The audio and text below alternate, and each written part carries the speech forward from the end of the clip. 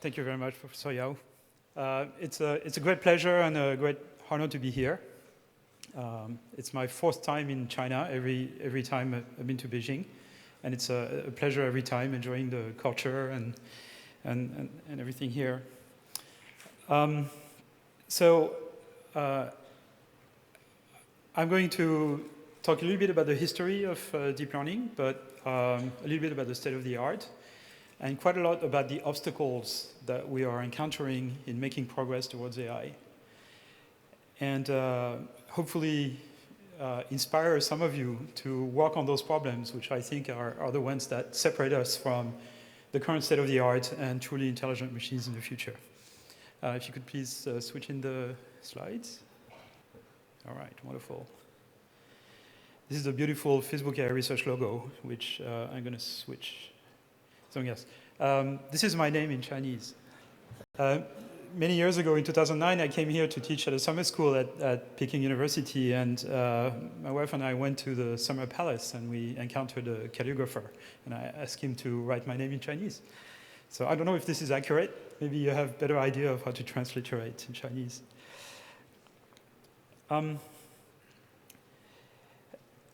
Okay, so I know this is a very diverse audience, and I'm going to try to kind of give an idea of some state of the art and progress in AI that will appeal to both people who don't know much about AI, who are more interested in the kind of the technology and market side of things, as well as to people who are kind of more into the research side of AI.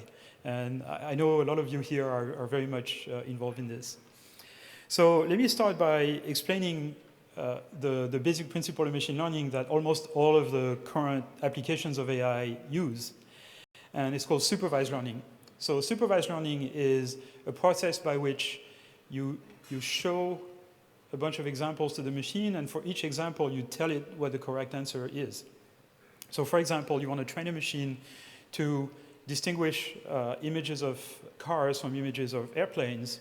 You show it thousands of examples of a car and thousands of examples of airplanes, and you'd like the machine to turn on the red light when it sees a car and to turn on the green light when it sees an airplane. And basically, you can see the machine as a black box with lots of knobs on it. And every time you show an example of a car, you tune the knobs just a little bit so that the brightness of the red light goes up and the brightness of the green light goes down. And every time you show an example of an airplane, you adjust the knobs so that the brightness of the green light goes up and the brightness of the red light goes down. And that's supervised learning. So basically, in kind of slightly more mathematical terms, what you're doing is that you're measuring the difference between the output you want and the output that the machine produces, and then you adjust all the parameters in the system that determine the input-output function of the machine in such a way that the output you get gets closer to the output you want. That's supervised learning. It's a bit like showing a picture book to a small child. You open the book, there is a picture of an elephant, you tell the child that's an elephant. And after a few examples of each of the animals, the child can recognize it. So the difference with a child is, in the case of deep learning, you have to show thousands of examples of each categories before the machine can perform well. But if you show sufficiently many examples, and if the machine is sufficiently complex, it will essentially develop the appropriate internal representation of the world that will allow it to distinguish any car from any airplane, or any chair from any table, or any other object. So that's the idea of supervised learning. And almost all of the applications of machine learning and deep learning that you see today are the result of supervised learning. And the history of supervised learning goes back a long time ago, the late 50s, when a gentleman by the name of Frank Rosenblatt at Cornell University developed a machine called the perceptron. The perceptron was actually a physical machine. It was not a program on a computer. It was actually a physical analog computer that was built. And it basically created a model of pattern recognition that has stayed with us since that time until fairly recently. So the basic model of pattern recognition is you take, let's say, an image or a signal, whatever it is, And then there is some sort of handcrafted feature extractor that turns the raw signal into a vector of features that indicate the presence or absence of a particular motif on the input, if you want. And that generally has to be designed by hand. It's kind of the module that you see in the middle here in the photo, which is sort of a spaghetti plate of many wires. And then you have a relatively simple trainable classifier. In the case of the perceptron, it was what's called a linear classifier. Basically, it computes a weighted sum of the components of the vector, and if the weighted sum is larger than the threshold, then it's category 1. If it's smaller than the threshold, then it's not category 1, maybe category 2. So what was new in the perceptron is a learning algorithm that allowed to adjust those coefficients in this weighted sum. But that model, in the last few years, because of deep learning, has been replaced by a slightly more general model pictured at the bottom here, where basically a deep learning system now, instead of being composed of a single handcrafted module followed by a trainable classifier, is basically a cascade of multiple modules, all of which are trainable. Okay, so that's why it's called deep learning, is because those systems are composed of multiple layers, and all of them are trainable end to end. And it's a very old idea, really. People in the 60s had the idea that this was a good thing to do. They just didn't have the good learning algorithm for it. And then people in the mid-80s also came up with what's called now the backpropagation algorithm, which I'll explain in a minute, that allows to adjust the parameters in those systems. But it wasn't really very successful until recently, when we started having lots of data, very powerful computers, and slightly better algorithms than in the past. But there was some success back in the 1980s and 1990s. So how are those things built when we build a deep learning system? Basically, it's deceptively simple. A deep learning system is a succession of alternated functions that are themselves very, very simple. Essentially, you represent the input as a vector. So for example, the pixels of an image, you can think of them as a vector of values, or the values that represent a speech signal or a text. And the first operation you do is you multiply this vector by a matrix. Okay, so it's very simple. It's essentially you're computing weighted sums or dot products. And the result of multiplying this vector by a matrix gives you another vector. Now you take each component of this vector and you pass it through a pointwise nonlinearity, which is represented on the top right. It's called, in the kind of language of neural nets, it's called a ReLU, which means a rectified linear unit. And what it does really is that it takes its argument, and if the argument is positive, it just copies it on the output. If it's negative, the output is 0. It's very simple. It's half-wave rectification, okay, positive part.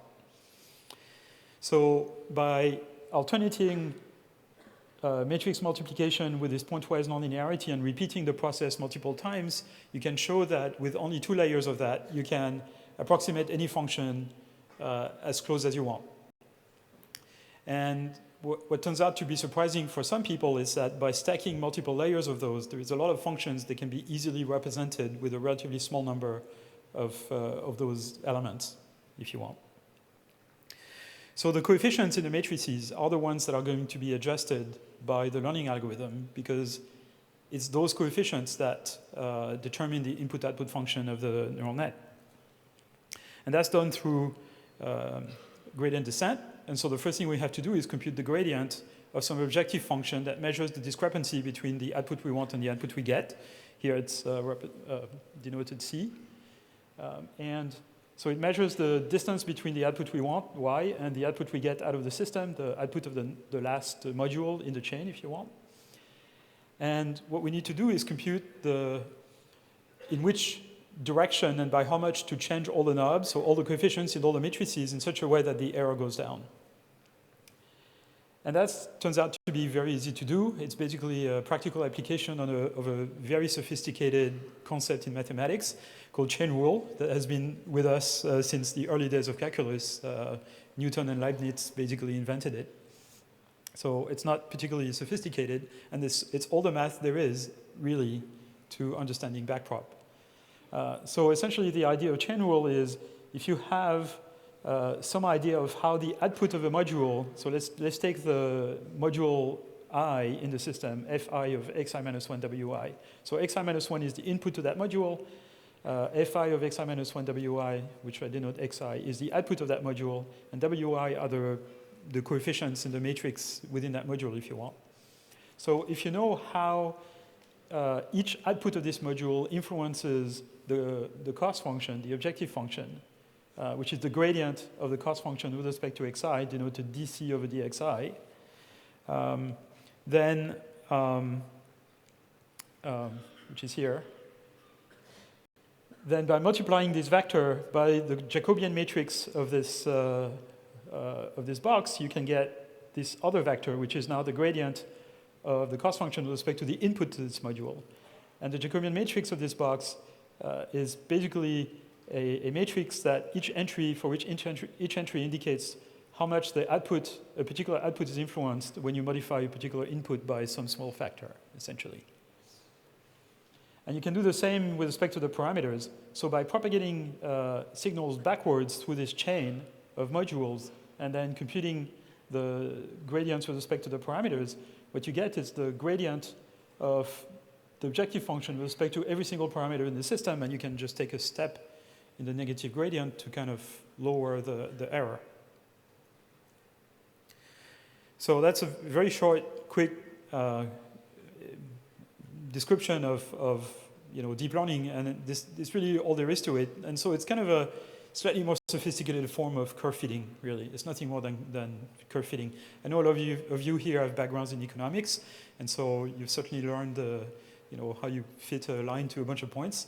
That's basically how to fit a complex function to a bunch of points. That's all there is. So a particular form of neural nets that's been very successful is convolutional nets. And this is a model that I started working on and kind of developed when I was at Bell Labs in the 1980s. And it's inspired by neuroscience, really. So it's based on the idea that instead of having a full matrix that instead of viewing the input as a vector and the weights of the layer as a matrix, you view the input as an image, let's say if it's an image, and then the matrix is actually going to be sparse and it's going to have some structure in it, and it's going to correspond to what's called a convolution operation, hence the name convolutional networks. So what is a convolution? So you take an image, you take a patch on the image, and you compute the dot product of the pixels within this patch with the weights, which is called a convolution kernel. And the result of this dot product is going to give you a pixel in this feature map here, which you're going to pass through a nonlinear function. And then you do the same with the same weights all over the image. So you slide this little window all over the image, and for each location of the window, you get an output pixel. Okay? And you can do this with different filters. So the coefficients of this filter are going to be learned. And we're going to have multiple such filters per layer. So here, for example, we have 4 filters, each of which gives a different feature map. So you can think of each of those filters as detecting a particular motif at every location on the image. And because of backpropagation, we're going to learn the coefficients of those filters. Then there is another operation called pooling, whose purpose is to eliminate a little bit of positional information about where the features exactly appear. I'm going to show this in more detail later. But for now, suffice to say that it reduces the resolution of the representation. And then we repeat the process. So the next layer up, each feature map here is a result of applying a filter to every single feature map on the previous layer, adding up the results, and passing it through a nonlinearity, and then there is another layer of pooling, and then more convolutions, etc. And you can stack many layers of those. And the architecture here is very much inspired by classic work in neuroscience, in computational neuroscience, from the 60s. In fact, this is so famous that it's a Nobel Prize winning by Huber and Wiesel in the 50s and 60s, who analyzed the structure of the visual cortex in cats and various other animals and figured out that there was this idea of sort of local connections with feature detectors that were replicated across the entire visual field, and there was this notion of pooling that they call complex cells. So here's an example. This is an old convolutional net from the 90s that we trained to recognize handwritten digits. And what you see here is the result of this pooling operation. So we take the first feature map of the first layer here. So this is the input. This is the first layer with 6 feature maps. And this is the result of pooling, the pooling operation on this feature map.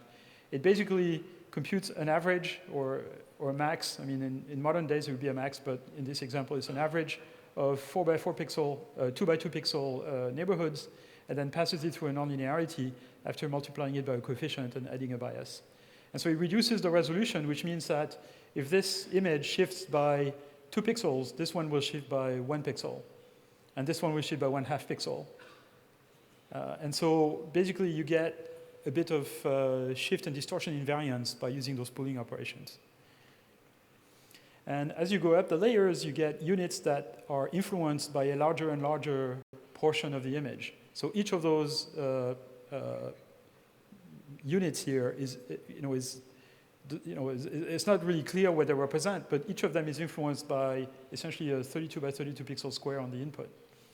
And each column is influenced by a different 32 by 32 window on the input. So it allowed us to do things like recognize characters, but also we quickly realized it allowed us to do things like recognize multiple characters at once. So we can feed the network with a combination of characters, and it's able to pull out the correct interpretation without having to do explicit segmentation beforehand. And that was kind of a big progress. This is a short video that demonstrates the system back in 1990, 92 roughly. This is my phone number at Bell Labs. It doesn't work anymore. And I hit a key, and then there is a video camera that grabs the image, and then it sends the result to a special board, a DSP32. It was a digital signal processor that was capable of the incredible speed of 20 megaflops. And that was the only way we could run this at decent speed. And this thing, was able to recognize very unusual characters and all kinds of weird styles, pretty early on. So that was really a big progress for the time. So this is a younger version of myself. When I was about 30. This is Donnie Henderson, one of the research engineers in the lab, and Rich Howard, who was the lab director. So eventually that allowed us to build entire character recognition systems that we used to read checks. This was deployed in the mid-90s, around 1996, 1995. And it was used in many banks in the US and Europe for ATM machines, for machines that read checks automatically. It was a fairly complex system that had a combination of convolutional nets, heuristic segmentation systems, as well as training at the sequence level in the loop. So that integrated kind of a language model, if you want, as well as some sort of Markov model type system. Actually, it's closer to what we now call a CRF, a conditional random field. And this was able to recognize about half of the checks with less than 1% error, which was actually sufficient for commercial applications.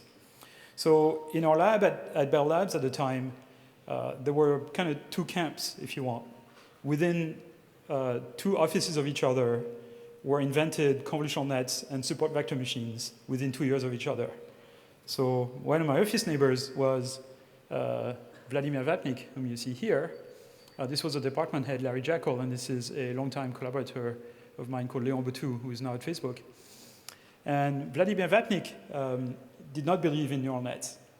He thought machine learning methods should be well understood theoretically, and so he proposed this method called supervector machines or kernel machines, which have been extremely successful for a lot of applications.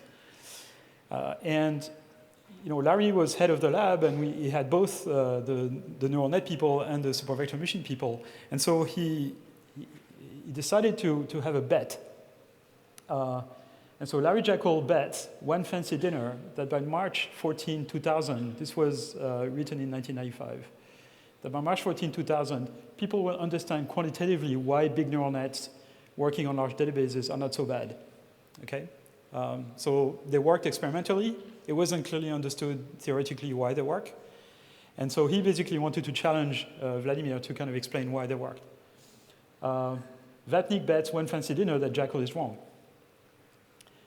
But if Vapnik figures out the bounds and condition, Vapnik still wins the bet. Okay, so this was really an incentive by Larry to tell Vladimir Vapnik to work on the theoretical issue. And so in 2000, it turns out Larry Jackal lost, because no one had actually proved why neural nets actually work so well. In fact, it's still the case. We still haven't figured out theoretically. We were just talking about this with Professor Yao earlier, that we don't have good theoretical justification for why neural net works so well. And maybe it's a good challenge for some of you to work on this question. But there was a second bet. The second bet is Vapnik bets one fancy dinner that by March 14, 2005, no one in his right mind will use neural nets that are essentially like those used in 1995. And Jackal bets one fancy dinner that Vapnik is wrong. And Jackal won that one. In 2005, people were still using neural nets. And so this is a picture taken at the fancy dinner in 2005, where they shared the bill because both of them lost, or both of them won.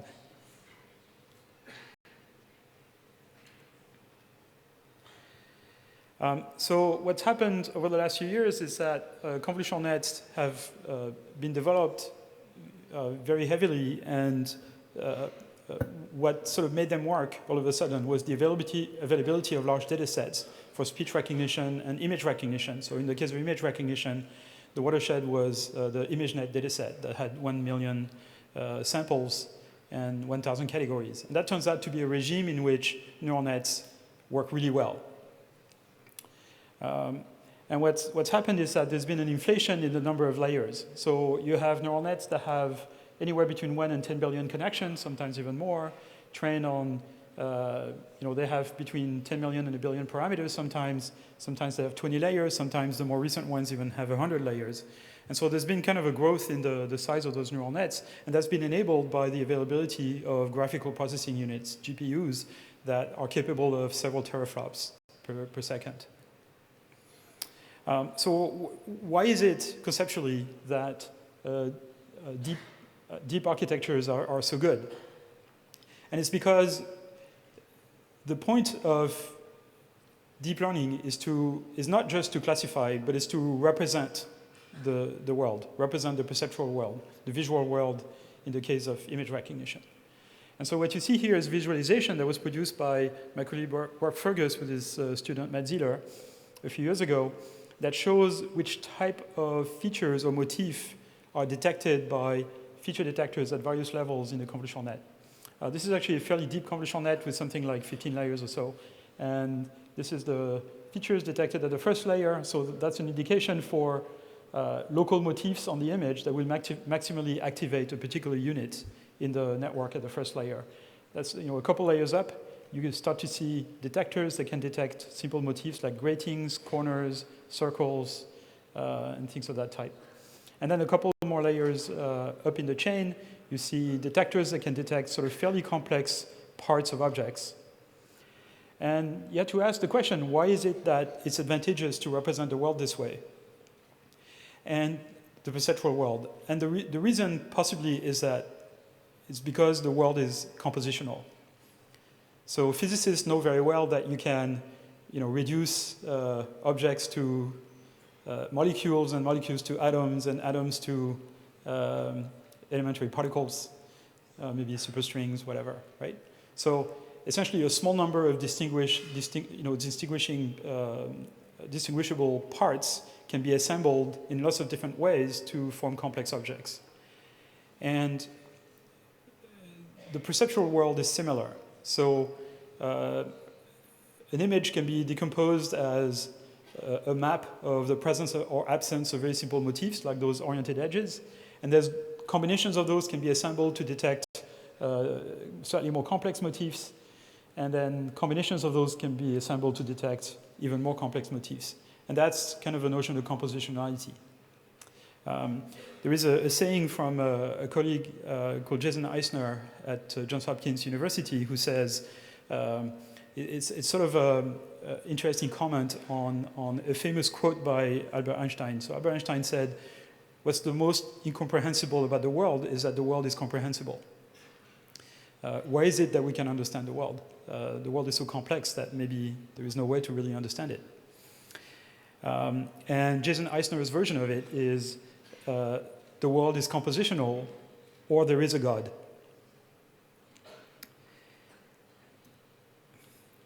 If the world really was not compositional, then there would be no way of understanding it, and that means we need superpowers to be able to interpret the world.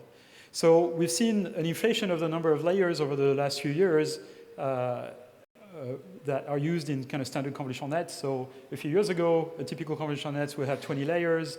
Google came up with this architecture called GoogleNet, which is a play on the word of LeNet, the original convolutional net that I was using at Bell Labs, that has a fairly large number of layers. And more recently, Kai-Ming He, who at the time was at Microsoft Research Asia here in Beijing, invented what's called ResNet, or residual networks.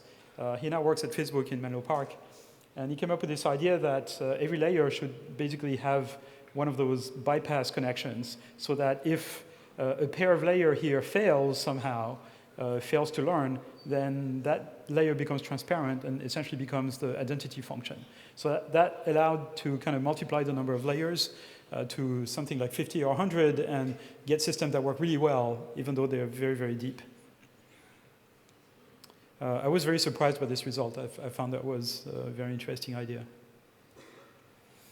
So there's been a lot of success in deep learning, and I'm sure some of you have played with some of those ideas. One of the early applications of deep learning at Facebook was to do face recognition, essentially. And this is one of the applications that I would have never thought would work really well with convolutional nets. I thought convolutional nets were really appropriate for sort of category level object recognition, not really for things like face recognition. But it turns out it works really well for that as well. That was a surprise. Even I didn't believe that it would work so well. One of the things that we worked on very early on was the idea of applying a convolutional net convolutionally over an entire image so as to label every pixel in the image with a category. In this case, it's a category that indicates whether a particular area is traversable by a robot or not. And then we can use this to drive a mobile robot around. An interesting characteristic of this particular work is that the convolutional net is actually self-trained, so the labels are collected using stereo vision, not using manual labeling. And so it trains itself in the lab, and then it fine-tunes itself while it's running in nature. And so that's an example of this little robot running around with the student annoying this poor robot. Is being very frustrated because he can't go to his goal.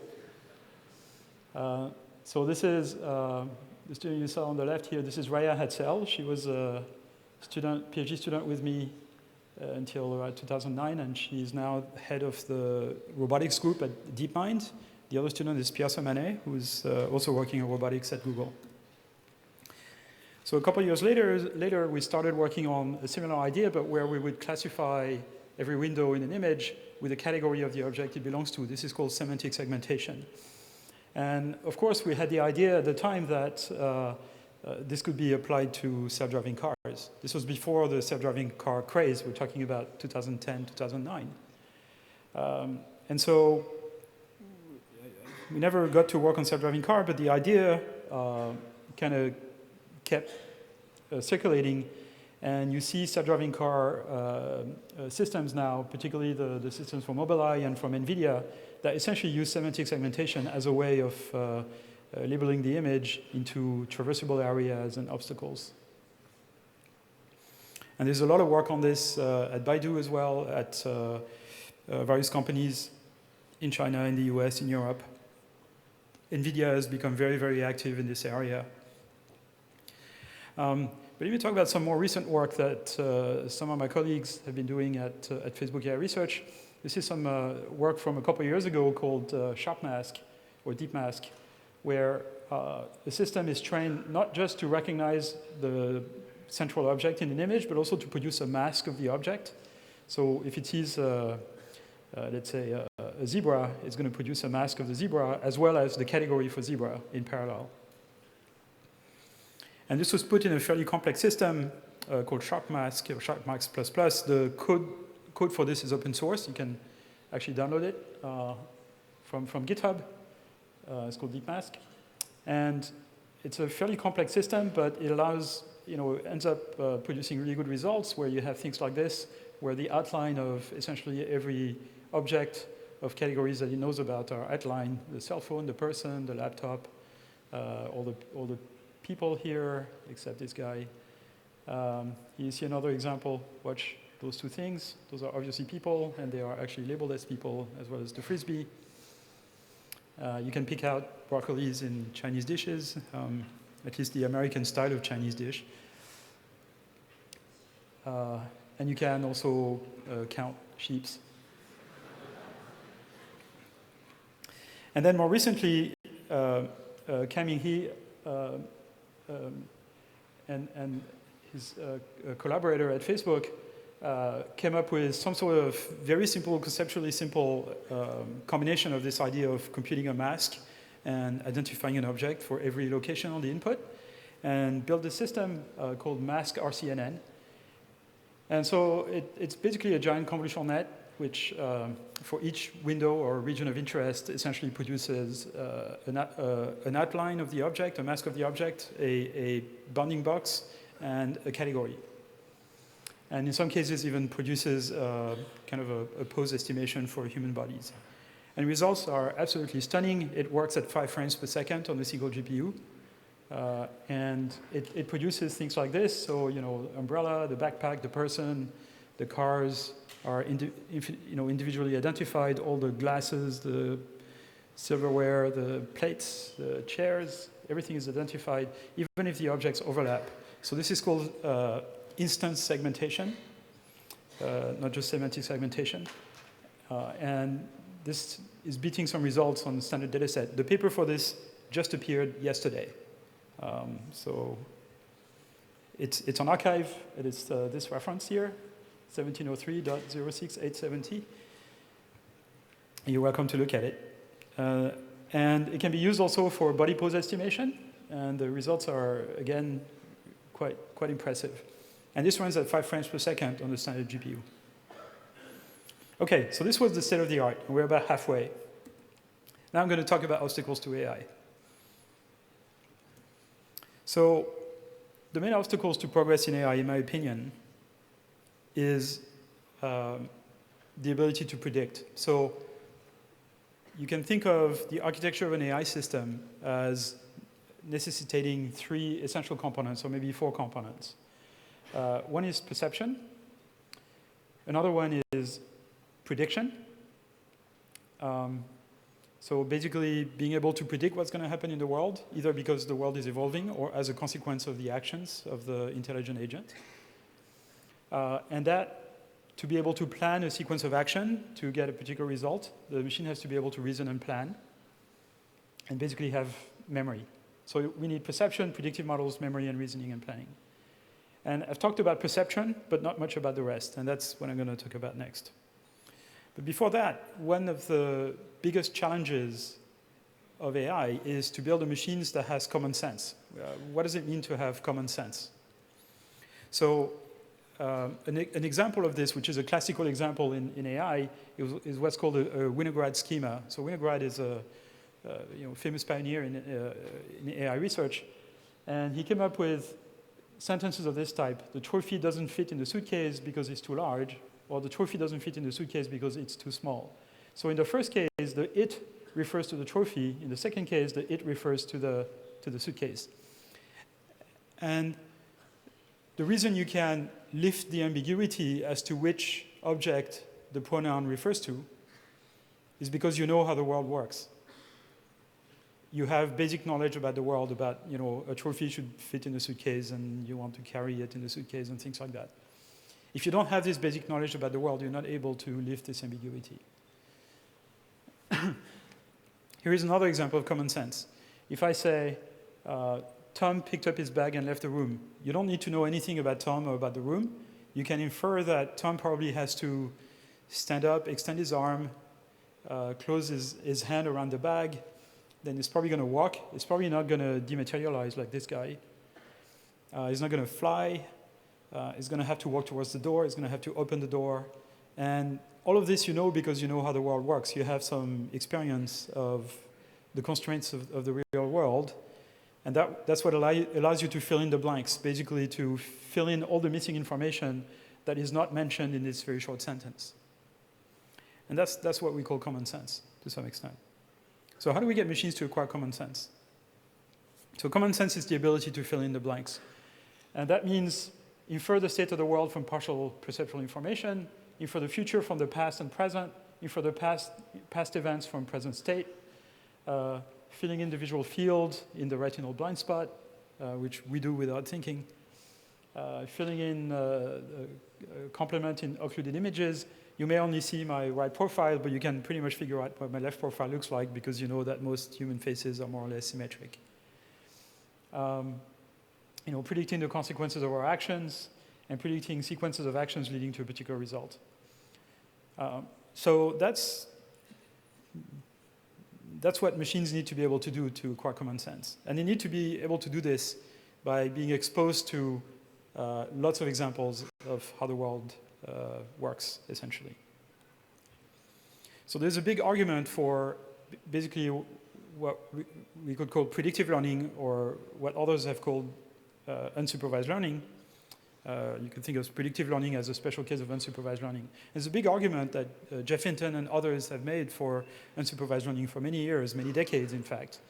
The argument goes like this. The brain may have about 10 to the 14 synapses, and we only live for about 10 to the 9 seconds, so we have a lot more parameters than data.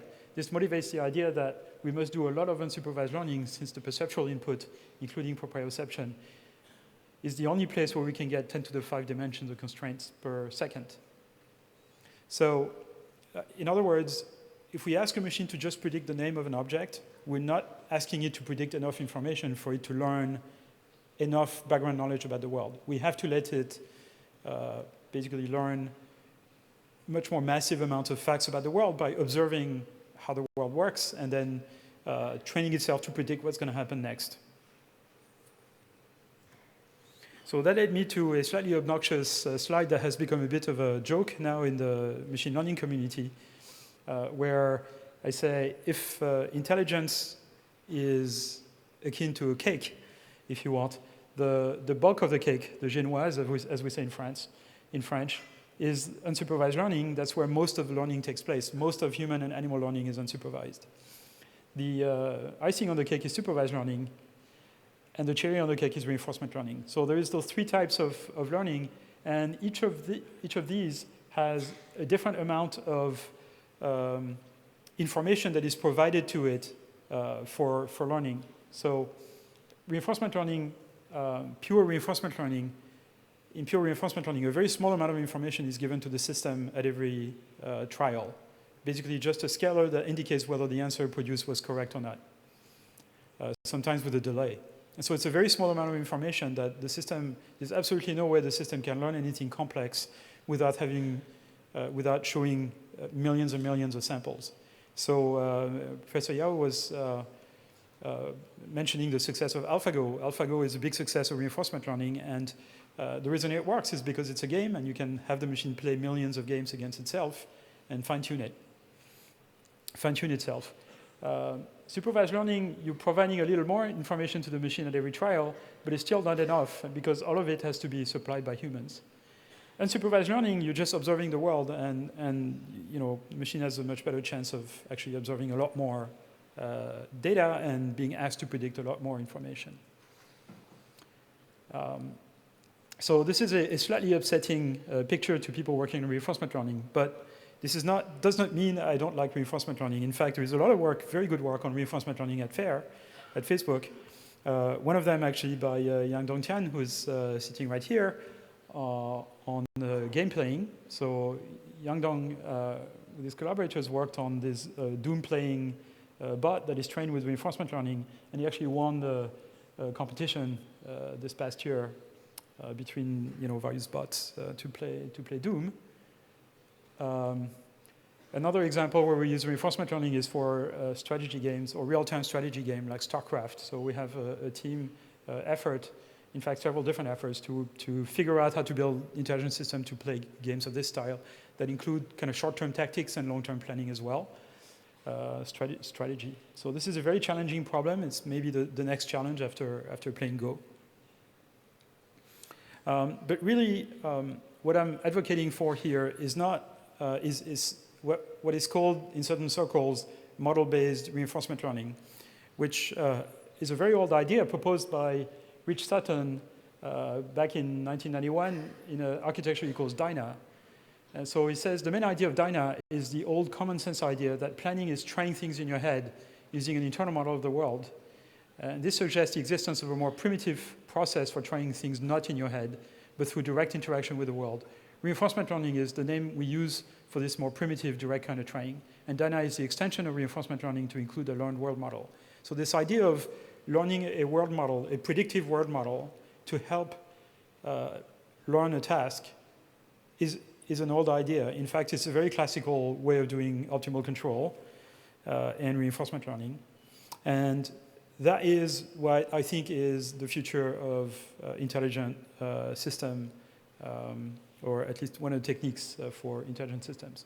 So in optimal control theory, you have what's called a plant simulator, so a simulator of the system you want to control, and then some objective function you want to minimize, and then you can, through gradient descent or some other technique, you can figure out a sequence of commands that will optimize this objective function, assuming that your simulator is accurate. Okay, that's basically model-based planning for robotics and control. And the idea of model-based reinforcement learning is that you also train, you train this as part of your system, and you also train a system to predict what the sequence of commands should be. So what is the architecture of an intelligent system? A complete intelligent system would be composed of, this blue box here, and it's composed of 3 components. So it interacts with the world by sending actions to the world, and then the world responds by producing percepts or observations, which go to the perceptual module that basically estimates the state of the world and tell the agent, here is the state of the world.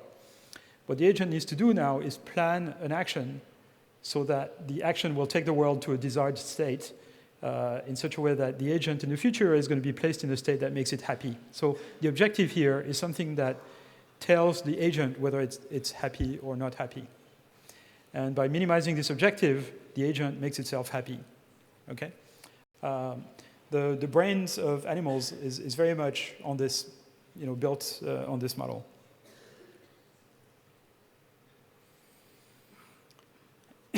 So the next question is, what should we put inside of this agent? And essentially what I'm advocating here is the fact that this agent should itself have a predictive model of the world that allows it to predict what's going to happen in the world as a consequence of its actions, or because the world is just evolving on itself. And then an actor that generates action proposals that kind of test what the result on the world is going to be of a particular sequence of actions. And what this actor is doing is producing action proposals that will optimize a predicted cost. So this is not exactly the value produced by this objective, but this is sort of a predicted future value, if you want, of this objective. So what you want is the system to kind of make sure it puts itself in a state that will make it maximally happy. And so you can think of all of those as sort of complex recurrent neural net, if you want, which we can unfold in time.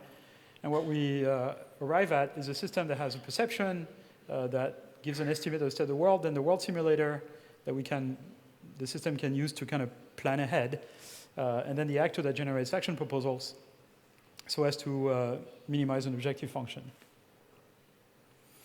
And if all of those modules are differentiable, then you can backpropagate gradient through all of this and train the actor and the world simulator all simultaneously to do the right thing. So we pretty much know how to build this and that, although there's complications in building this. What we don't know really is how to build a world simulator. It's very complex for a system to be able to learn how the world is going to evolve. So how do we build predictive models of the world? There is a number of different ways you can go about this. One work that was done by some of our colleagues at Facebook AI Research, Adam Lehrer, Sam Gross, and Rob Fergus, a couple of years ago, or a year and a half ago or so, was to train a convolutional net to predict what's going to happen in a kind of simulated world, which is sort of a 3D game engine, if you want, with a physics engine. And so it's trying to predict where those blocks are going to fall, whether they're going to fall and where they're going to fall. And the system can be trained with backprop, essentially, just supervised by running the simulation in the simulator, and then you train it to produce masks of each of the objects and kind of predict how things are going to evolve. And it can make predictions, but they're kind of fuzzy because sometimes it's very hard to predict exactly what's going to happen. It turns out to work okay in real situations, but you get those kind of fuzzy predictions. And it's because the system really cannot predict exactly what's going to happen. So it kind of makes some sort of average prediction. Here's another example where we're sort of inferring the state of the world from text. So very often when people tell you a story, what you keep in your mind is some sort of estimate of the state of the world as a result of every event in the story. And we wanted to build a system that was capable of doing this. So we used what's called a memory augmented neural net. So this is sort of a new set of ideas that consist in building a recurrent neural net, so a neural net with loops in it, so which is basically a dynamical system, and have the system interact with what amounts to associative memory, very much like a RAM or associative memory. And I'm going to go into the details of how those memories are built, partly because I want to talk about the entity network. So here is what this entity network looks like. So basically, it's a bank of memory cells, if you want, each of which is associated with a little recurrent neural net. And all of those memory cells observe an input, which is essentially a sentence that describes an event, like something like John goes to the kitchen, for example. That sentence is encoded into a vector using an embedding technique. It's basically a neural net that encodes the words into vectors and then encodes the sentence into vectors. Those vectors are fed to each of those memory cells. And the memory cells have a circuitry inside that decides whether they should be activated and updated or not. So the idea is that you would have a cell for John and a cell for the kitchen. And then when you say John goes to the kitchen, the cell for John gets updated, and so that its location is now updated with kitchen. And the cell for kitchen gets updated. Now the content of the room is updated with John. So it's called entity neural net for that reason. You would imagine that the system will basically use a separate cell in this network for each of the entities in the story, and then the system would learn to update them. So the way the system is trained is that you tell it a story, you run the neural net for the entire story, and then at the end you ask the system a question. Is John in the kitchen? Or who is in the kitchen? How many people are in the kitchen? And then you give the answer. And then you train the whole thing with backpropagation. Okay, so the system doesn't know the question is going to be asked until the end. And magically, it works really well. And the system can answer all kinds of different types of questions. In fact, there is a benchmark called the baby task that was put together by my colleagues at Facebook, Jason Weston and his collaborators. And they came up with a series of 20 types of different types of questions that you might want to ask a machine after the machine has been fed a story like that. And Entity Network is the first system that actually can solve all 20 of the baby tasks. So it can do things like, let's see, let me go back to an example. So here's an example. Brian is a lion, Julius is a lion, Julius is white, Bernard is green. What color is Brian? So if you assume all lions are white, then Brian is white. Mary journeyed to the den, Mary went back to the kitchen, John journeyed to the bedroom, Mary discarded the milk, or is the milk before the den, etc. So there are questions of this type that, each of the 20 different styles of questions, if you want, and Entity Network is the first one that can solve all 20 of them. Okay, now let me switch gear and talk about unsupervised learning. as I said previously, one of the main issues in AI is to get a machine to learn one of those predictive forward models of the world. And the main issue with learning predictive models of the world is that the world is essentially unpredictable. There's a lot of different things that can happen in the world that, from a number of different options, and you may not be able to predict which one is actually going to occur. So here's an example where your world consists of 2 pixels, okay? You have 2 eyes with 1 pixel each. And everything you observe in the world is a point in that 2-dimensional space, one of those points. There's obviously a relationship, a dependency between y1 and y2. If I give you the value of y1, there's a good chance you can predict some range for the value of y2, and vice versa. For any value of y2, there might be 2 values of y1 that are possible. So unsupervised learning is really learning those dependencies. And what unsupervised learning consists in doing in one formulation is to learn a contrast function, let's call it an energy function, that tells you the difference between whether you are on the manifold of data or outside. So here's an example. If these are our data points, you'd like to learn a contrast function that tells you whether you are on this surface or outside of it, and this contrast function should take low values on the manifold and higher values outside. Those 2 energy functions are both perfectly fine for this particular problem. So we'd like the learning algorithm to basically shape this contrast function, this energy function, in such a way that it takes low values here and eventually gets trained to kind of give higher values everywhere else. And it's not obvious how you do this.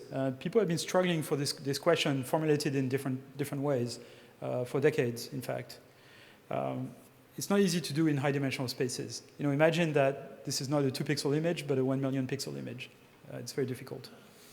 So I kind of made a list of about 7 different methods to do this, to ensure that you could learn a contrast function that takes low values on data points and higher values everywhere else. And I'm not going to go through the list because, first of all, it would take too long, but also because there is an 8th method that I think is much more promising called adversarial training. So let me skip to this right away. So adversarial training is a new idea, which I wish I invented, but I didn't. It was proposed by Yann, who was a PhD student at the time with Yoshua Bengio at University of Montreal. He proposed this idea about 2.5 years ago. And before I explain exactly what adversarial training is, let me try to explain what problem it attempts to solve.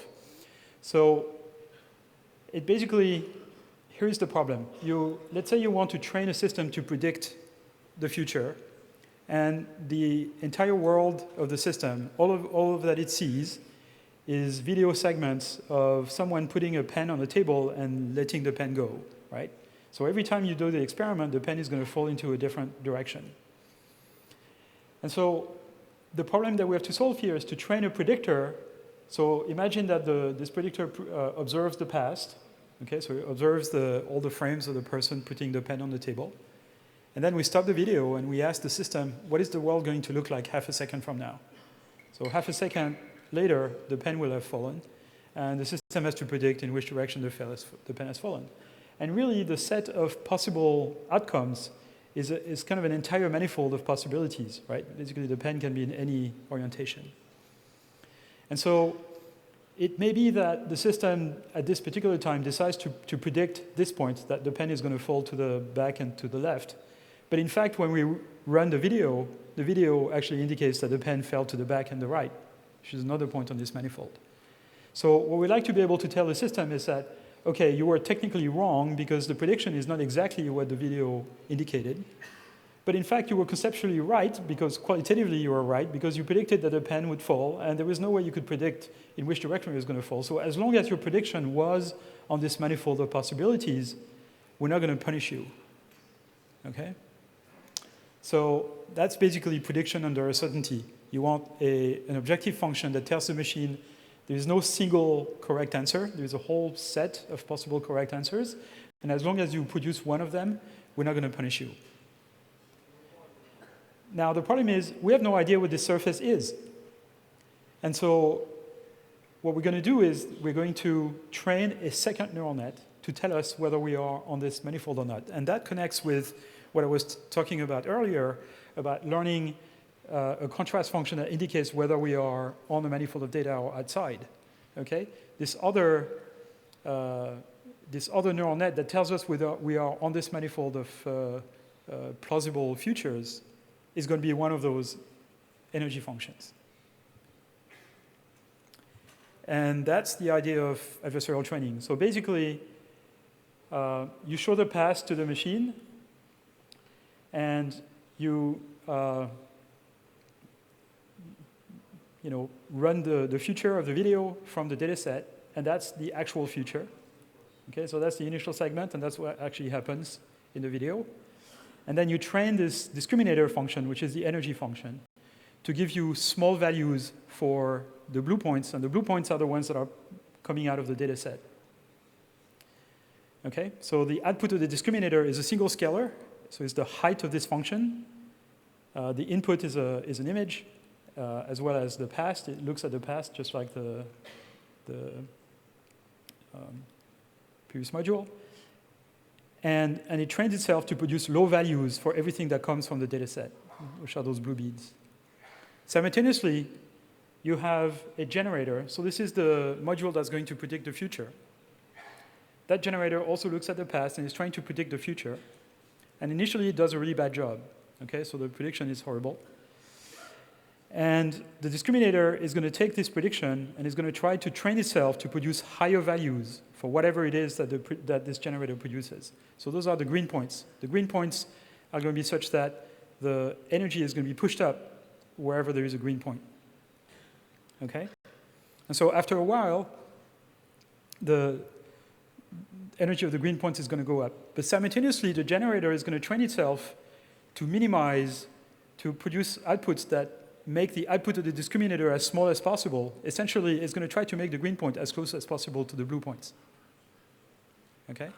So there's two processes here, two simultaneous learning taking place. The discriminator, which learns this contrast function, basically training itself to tell the difference between what really happens and what the predictor produces, the generator produces. And then the generator tries to fool the discriminator into thinking that what it predicts actually comes from the real world. So after training, you get this nice contrast function, and the generator produces green points that are near the blue points. Okay, that's the basic idea of adversarial training. There's several formulations of it, and there is new variations of it that pop up on arXiv every few days.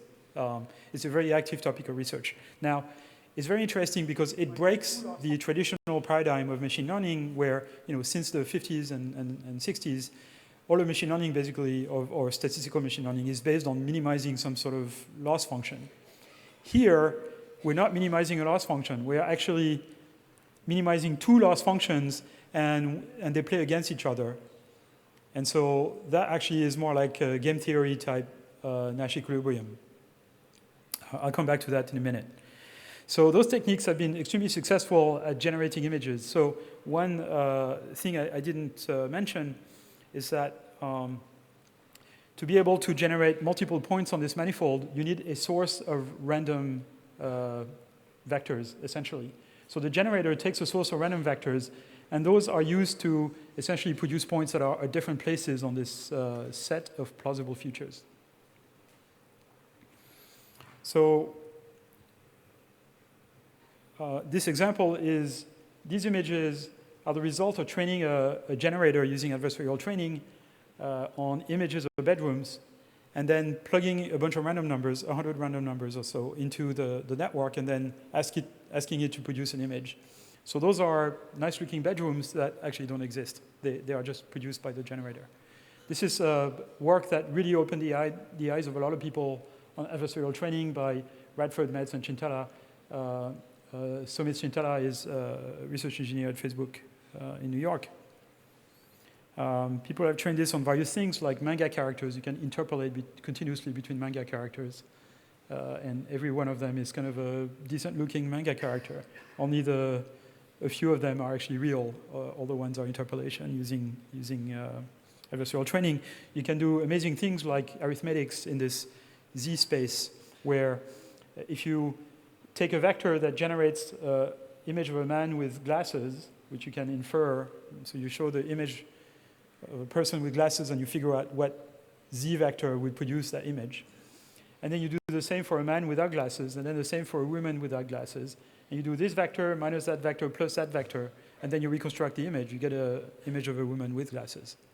So it's kind of amazing. The system sort of, automatically sort of learned sort of relationships and compositionality in the space. This is a bit of the holy grail of pattern recognition, the fact that you can parameterize a very high-dimensional surface in a high-dimensional space, very high-dimensional space, like the manifold of natural images, or the manifold of faces, or the manifold of bedrooms. I use manifold in a loose sense here. They're not actual mathematical manifolds. There's a formulation of generative adversarial networks I did with my students, Jake Zhao and Michael Mathieu, which is called energy-based GAN. So it's basically the formulation I mentioned earlier with this contrast function. And what Michael and Jake have shown is that it's basically kind of a Nash equilibrium type situation where you're minimizing two functions. One function you're minimizing with respect to the discriminator, the other one with respect to the generator. And when you're minimizing one of the functions, it makes the other one larger. So you're just kind of trying to find a Nash equilibrium between the two things. And what Michael and Jake proved is that there is a Nash equilibrium, and if it's reached, then the distributions produced by the data and the generator are equal. This led Jake to actually produce a very interesting system. So it's basically not a convolutional, it's a fully connected network that is built as an autoencoder. This is called a ladder network. And by training it with a combination of unsupervised learning and supervised learning using this EBGAM framework, he managed to get 0.9% error on MNIST using only 1,000 training samples. And this is kind of a record. So MNIST is kind of a toy problem, but this is a very small number of training samples and very good performance. So this is an example where unsupervised learning actually helps. It brings some good results. These are examples of natural images produced with this energy-based GAN framework after it's been trained on the full ImageNet dataset. And you put a random vector in, and it produces an image. And if you are in the back of the room, you might think these are nice-looking images. If you're on the front, you kind of open your eyes and you try to figure out what this is, right? I mean, you can't actually identify any of those objects. They look natural, but they're not actually objects.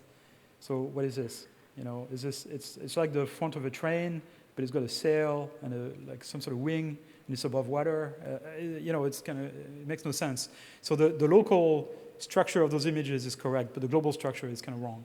So the GAN systems haven't really captured the global structure. Here's a better example where this is trained on dogs. So these are weird dogs produced by one of those energy-based GANs. And they kind of look like dogs, but they are kind of soft dogs, right? The Salvador Dali paintings with the soft clocks, that looks a bit like Salvador Dali dogs.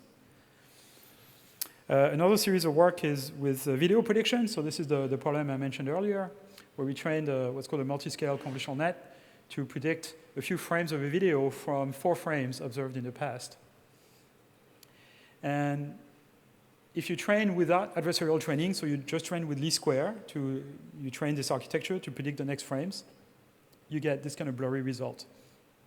So again, the first 4 frames are observed, and the last 2 frames are predicted. And the predicted frames are very blurry.